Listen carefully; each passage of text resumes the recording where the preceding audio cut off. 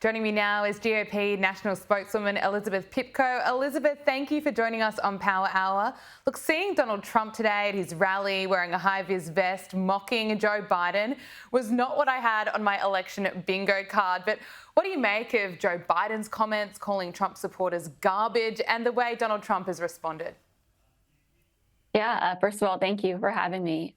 Look, what is there to say? I am so proud to be on Team Trump tonight and always. I think it's amazing to see Donald Trump turning this negative comment around in this way. He knows how to create a moment, make the American people feel special and have a good time with him. That's what he's doing right now. I thought the comment made by the current commander-in-chief obviously was disgraceful. I'm sure he and his team agreed with that, which is why they came out and tried to, correct themselves as quickly as possible. But there's not much that you can really say after you call millions of Americans garbage, I notice there's no apology from Joe Biden either. Sadly, we know that he's not the only one who thinks that millions of Americans are garbage. We've got Tim Walz essentially calling Trump supporters Nazis, and we know that Hilary Clinton has called them deplorable. Let's play that grab. To just be grossly generalistic, you could put half of Trump supporters into what I call the basket of deplorables. Right? The racist, sexist, homophobic, xenophobic, Islamophobic, you name it. And unfortunately, there are people like that. And he has lifted them up. The rhetoric just has not changed. So I suppose, is it a surprise that we heard the slip up from Joe Biden? It's only a surprise because I think they remember very clearly what happened in 2016 after she made those comments, and I would have assumed they'd learned their lesson since they seem to be so fearful of Donald Trump winning again and getting back into the White House. And I think this is going to cost them amongst many other mistakes that they have made. So no, otherwise it's not a surprise. I think strategically it was obviously horrible, but no, a lot of us have thought that we were looked at in this way by current leadership for quite some time. I think it's blatantly obvious both in their policies and the way that they think that they can get away with mocking the American people, fear-mongering day and night, and trying to tell the American people the opposite of what our reality is. For example, calling our Madison Square Garden rally just the other day a Nazi rally, which I thought was one of the most disgraceful attacks that we've had against Trump and his supporters over the last 8 years. Was also as far from the truth as it possibly could have been.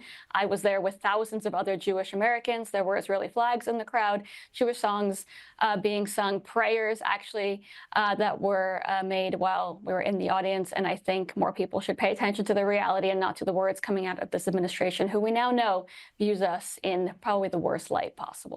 Isn't that interesting, your take? You were attending the rally, and this is how the left-wing media has gone to run with it. There is fresh backlash against Trump's rally in New York City on Sunday, including from many top Republicans who are distancing themselves from the vile, racist, and sexist comments that were made. The stuff last night was so over the top, it's unbelievable. You know how many Puerto Rican voters there are in Pennsylvania? 273,000. This is going to cost him votes. It's worth noting that while we showed you that joke about the pile of garbage that comedian made, he also said something else about Latino voters that I can't play because I know a lot of you are probably at the breakfast table with your little kids, and if we played it, you'd have to shut us off. That's just some of the coverage focused entirely on a joke that didn't go down well. But as you mentioned, the left are so desperate to smear Trump, they play the Hitler card. They do play the Hitler card. Look, the joke, by the way, from Sunday was not a good joke. It was not well received. It was not a very funny joke. The problem is that I expected this morning to see the same outrage, if not more, for the commander-in-chief's comment about millions of Americans being garbage that I saw when a comedian made a joke that was not approved by Donald Trump in an arena where Donald Trump was not even there, right? That's what I would have wanted. I thought the women of The View would be crying and screaming this morning like they were after that joke on Sunday, but obviously that was not the case. So I think the hypocrisy is honestly what's the real problem here. New York City Mayor Eric Adams has called out the media for running with these absurd Nazi comparisons instead of the real issues that are facing voters. Let's take a listen. We're asking questions that is someone a fascist or is someone a Hitler. That's insulting to me. That is insulting. And I'm not going to engage in that. I'm at these town halls talking to people there, they're not asking me these silly questions. We are in this bubble. You know, and I know you guys really believe these stories you're writing. It gives you a lot of clicks. It's exciting and give you headlines.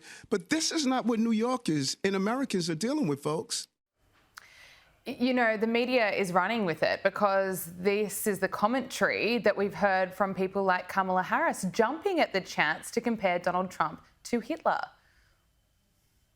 Yeah, look, it's embarrassing. I am very glad that the mayor said those words. He obviously is the mayor of New York, where we have a very large Jewish population, right? It's where I was born and raised. He knows what these comments mean to so many Jewish Americans, whether they're on the left or on the right. He knows what it means when you compare anyone to Hitler, when you make such accusations that are truly laughable, except for the part that really Kamala Harris has missed, which is that anti-Semitism has skyrocketed in this country over the last year or so, since October 7th, because of her failed leadership. So I think it was such an embarrassing comment in general for someone who's clearly trying to win back any kind of momentum that they can before an election, but it was also just very disrespectful as someone who knows the climate in this country right now, especially for Jewish people. Absolutely. Look, Kamala Harris just jumped at the chance to compare Donald Trump to a mass murderer when sacked White House Chief of Staff John Kelly made the comparison. But another former Chief of Staff has come out with a completely different take, calling Kelly's claims deranged.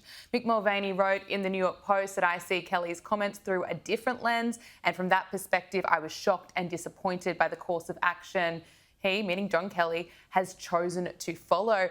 Why isn't Kamala Harris holding a press conference right now sharing that perspective?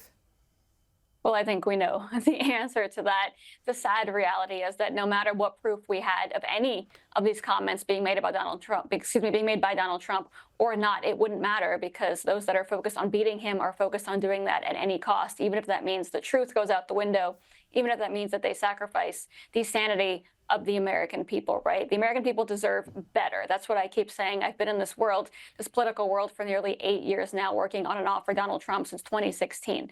The vile comments that I have seen thrown against him, his staff, and his supporters are so truly unbelievable, still to me to this day. But what's worse is the fact that people believe that the American people are stupid, right? That they can actually get away with something like this, as if the American people don't actually know the difference between Donald Trump and Adolf Hitler, right? As if they don't know that Donald Trump is not actually a fascist. That's the real problem here, right? We know how disrespectful this is, but when you go out and say these things, assuming the American people will blindly follow along or don't know their own history or world history, it kind of tells us what Kamala Harris and clearly Joe Biden think of not just Trump supporters, but their own voters, by the way.